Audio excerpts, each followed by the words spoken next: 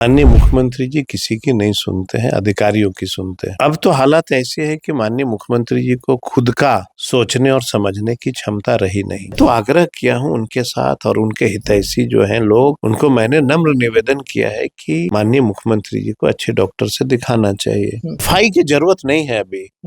पूरा बिहार और पूरा देश जान गया है कि मुख्यमंत्री की हालात क्या है, इसलिए उनकी सेहत का ख्याल रखना उनके शुभ चिंतकों को अभी सबसे बड़ी प्राथमिकता होनी चाहिए। आरजेडी गरीबों की पार्टी है, आरजेडी समाजवादियों की पार्टी है। जो लोग नौजवानों को पसंद करता हो, जो लोग समाजवादियों को पसंद करता हो, वो व्यक्ति आरजेडी के साथ खड़ा रहेगा। लालू यादव ने जो मेहनत करके सपना संयोगा था, बिहार के नौजवानों को उनकी सपनों को बचाना चाहिए, क्योंकि यह अम्बेडकर का दूसरा रूप है।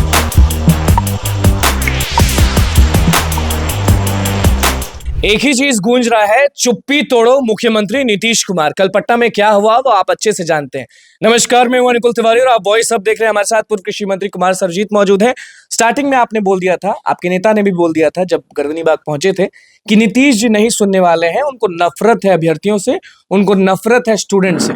तो वो जो सोच लेते हैं वो करते हैं और अब नहीं सुनने वाले। वही चीज हुआ, कल फिर से पटना में अभ्यर्थी उतरे थे, डिटेन हुए, एफआईआर हुआ, सब चीज हुआ। जेडीयू कार्यालय पे अभ्यर्थी पहुंचे, हाय हाय के नारे लगाए, 2 मिनट मिलना चाहते थे नीतीश कुमार से, कुछ नहीं हुआ।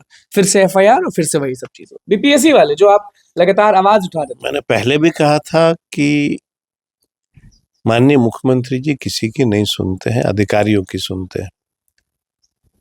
अब तो हालात ऐसे है कि माननीय मुख्यमंत्री जी को खुद का सोचने और समझने की क्षमता रही नहीं। और जब किसी राज्य के मुख्यमंत्री को सोचने और समझने की क्षमता नहीं रहेगी, तो फिर आंदोलन आप करके क्या करोगे? अभ्यर्थी इस बात को नहीं समझ पा रहे हैं कि बिहार के मुखिया को सोचने और समझने की क्षमता नहीं है। अब वो समझेंगे नहीं, हम कुछ भी करेंगे तो नहीं समझ पाएंगे। वो जो राज्य का मुखिया का मानसिक संतुलन अच्छा नहीं हो, उन्हें आंदोलन कहाँ से दिखेगा? दिखेगा क्या? नहीं दिख सकता है। मैं तो आग्रह किया हूं उनके साथ और उनके हितैषी जो हैं लोग, उनको मैंने नम्र निवेदन किया है कि माननीय मुख्यमंत्री जी को अच्छे डॉक्टर से दिखाना चाहिए। अब मेरी आग्रह लोग स्वीकार तो करें। बिहार कौन चलाएगा? बिहार कैसे चलेगा? एक तरफ आप कह रहे हैं क्योंकि महिलाओं का अलग दिक्कत है। ऐसे भी अनुकूल जी, माननीय मुख्यमंत्री जी देश के और राज्य के पहले मुख्यमंत्री हैं जिन्होंने सदन को शर्मसार किया। कोई ऐसा मुख्यमंत्री बताओ जो महिलाओं के प्रति ऐसा बात बोला हो। कोई नहीं। या देश का कोई एक नेता बता दो जो महिलाओं के प्रति इस तरह की भाषा का प्रयोग किया हो। जब सदन में अभद्र भाषा का प्रयोग मुख्यमंत्री कर रहे थे, तो देश के प्रधानमंत्री ने देश के बड़े बड़े चैनलों को कहा था कि मुख्यमंत्री पागल हो गए हैं, इनको इलाज की जरूरत है। इन्होंने देश को शर्मसार कर दिया। ये अलग बात है कि आज वही मुख्यमंत्री देश के प्रधानमंत्री के मित्र हो गए हैं। तो ये सत्ता का सुख होता है। तो सत्ता के सुख में कौन पापी है और कौन अच्छा है, कौन बुरा है, ये लोग नहीं देखते। आपने एक अच्छी बात और सटीक बात बोली, क्योंकि कैमरे पे सब ये चीज बात नहीं बोलते हैं। आपने बोला कि आंदोलन करो या कुछ भी करो, सीएम सुन नहीं सकते हैं क्योंकि वो समझ ही नहीं रहे। नहीं, बिल्कुल। चिराग पासवान सबसे बड़े दुश्मन हो चुके हैं अभ्यर्थी के, क्योंकि 2-2 बार मिलने के लिए बुलाया गया और चिराग पासवान ने ये वादा किया कि हम सरकार से लड़ेंगे, नीतीश कुमार से मिलेंगे, कुछ भी नहीं हुआ। फिर मैं आपको कह रहा हूँ, अभ्यर्थियों की बात अभी दूर है ना। चिराग जी अपने समाज का ही भला नहीं कर पाए। चिराग जी सिर्फ इतना बता दो कि बिहार में 8 महीने हो गए आपको मंत्री बने हुए, किसी एक पासवान जाति के किसी अधिकारी का मुख्यमंत्री के यहाँ उसको अच्छी पोस्टिंग की पैरवी किया कि नहीं? अगर यही कर दिया होगा तो फिर अभ्यर्थी को आशा रखना चाहिए। करना चाहिए पैरवी की नहीं? वही तो मैं कह रहा हूँ। अगर सिर्फ मुख्यमंत्री को ये डिमांड किए होते कि आखिर दलित परिवार के अधिकारी सब काल कोठरी में छुपे हुए हैं, वो भी पढ़ने लिखने में बहुत तेज हैं, अच्छे अधिकारी हैं, उसको भी अच्छे जगह पे लगाओ, यही मांग कर दिया होता तो बहुत बड़ी बात थी। फिर अभ्यर्थी अपने न्याय की बात उनसे क्यों करता है? ये तो नहीं, वो बुलाते हैं मिलने के लिए, वो बोलते हैं कि आओ हम तुम्हारा कल्याण करेंगे, फिर धोखा दे देते हैं। उनके फितरत में है। दलित धोखा दे- महादलित हो रहा था, हाँ। कभी उन्होंने मुख्यमंत्री को कहा हम्म। कि एक जाति पासवान है जिसका सरकार के तरफ से दलित मिशन का कोई बेनिफिट नहीं मिलता, हम्म। जरा सबको इसको भी बेनिफिट दो। कहा टोला सेवक विकास मित्र की बहाली हुई, कभी उन्होंने कहा कि पासवानों को भी हो जाना चाहिए। किसी अधिकारी आम जन किसी के लिए नहीं कह सकते। अपने दल के तरफ से सिर्फ इतना ही वो बता दिए होते कि मैंने भी सर्वे कराया है, बिहार में इतने % पासवान जाति को भी पक्के के मकान नहीं है, इनको भी दलित मिशन के तहत सारी बेनिफिट दो। ये भी कभी सुना आपने? मतलब धोखा शुरू से देते हैं चिराग पासवान। सुन, अशोक चौधरी भी बहुत सारी बातें कह गए हैं अभ्यर्थियों के लिए भी और नीतीश कुमार के लिए भी, तो अशोक चौधरी की बातों को किस तरह से लेते हैं? देखिए अशोक चौधरी जी को मैंने ये जरूर कहा है, बड़े हैं हमसे, मैंने कहा है कि अगर आप रियल में मुख्यमंत्री जी के शुभचिंतक हो सबसे करीबी तो हैं। उनकी सेहत का ख्याल रखो।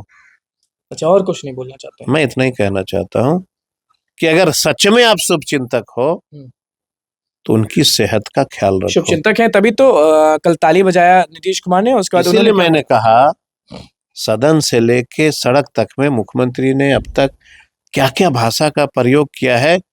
अगर अशोक जी बड़े भाई हैं, अगर ये शुभचिंतक होते तो मुख्यमंत्री जी का ख्याल रखते। महिलाओं के लिए ताली बजा, राजनीति नहीं करते, महिलाओं के लिए बजा रहे थे ताली।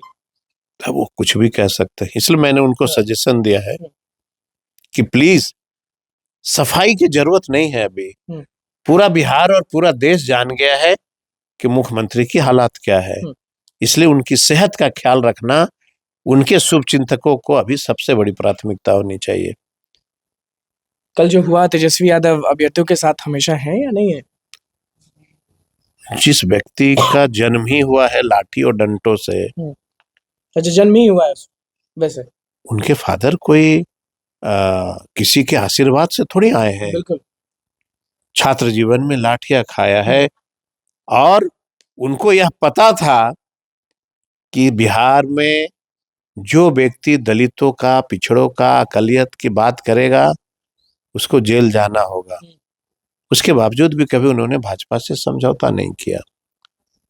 ये कम बड़ी बात है क्या? ये कम बड़ी बात नहीं है ना।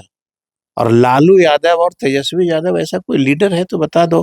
भाजपा में एक लीडर का नाम बताइए जो भाजपा छोड़ करके, दल छोड़ करके और वो किसी आंदोलन के लिए सड़क पे निकले या कोई रैलियां कर ले, उसके साथ 100 आदमी भी खड़ा रहेगा क्या?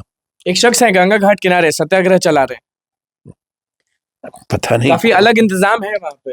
होगा। कहते हैं कि किसानों को, महिलाओं को, अभ्यर्थियों को, पलायन को हम ही रोकेंगे 2025 में।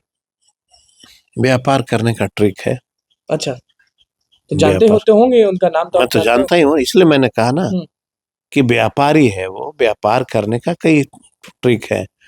पहली जो उनकी व्यापार का जो ट्रिक शुरू हुआ था वो था बिहार में बाहर है नीतीश कुमार है, ठीक है। उसके बाद फिर यहाँ से यूपी गए, बंगाल गए, हरियाणा गए, पंजाब गए, बहुत सारे जगह गए। उनके चलते 2025 में आरजेडी को तो दिक्कत नहीं हो जाएगी ना वोट में?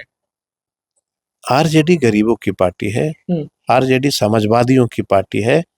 जो लोग नौजवानों को पसंद करता हो, जो लोग समाजवादियों को पसंद करता हो, वो व्यक्ति आरजेडी के साथ खड़ा रहेगा। आज हाईकोर्ट में सुनवाई था यही 17वीं बीपीएससी री एग्जाम को लेके, लेकिन सुनवाई भी टल जाता है तो अभ्यर्थियों के दिमाग में ये चलने लगता है ना कि अब क्या करें, अब अधिकारी भी उधर, पुलिस भी उधर, सरकार भी उधर, तो अभ्यर्थी अब करे तो करे। अब चूंकि मैं न्यायालय पर टिप्पणी नहीं कर सकता हूं, लेकिन मैं इतना जरूर कह सकता हूं कि लालू यादव ने जो मेहनत करके सपना संयोगा था बिहार के नौजवानों को, उनकी सपनों को बचाना चाहिए, क्योंकि यह अंबेडकर का दूसरा रूप बचाना चाहिए। बिल्कुल, देखिए चिराग पासवान से लेकर, अभ्यर्थियों से लेकर, नीतीश कुमार से लेकर, अशोक चौधरी से लेकर, कुमार सरजीत ने क्या कुछ कहा वो आपने सुना।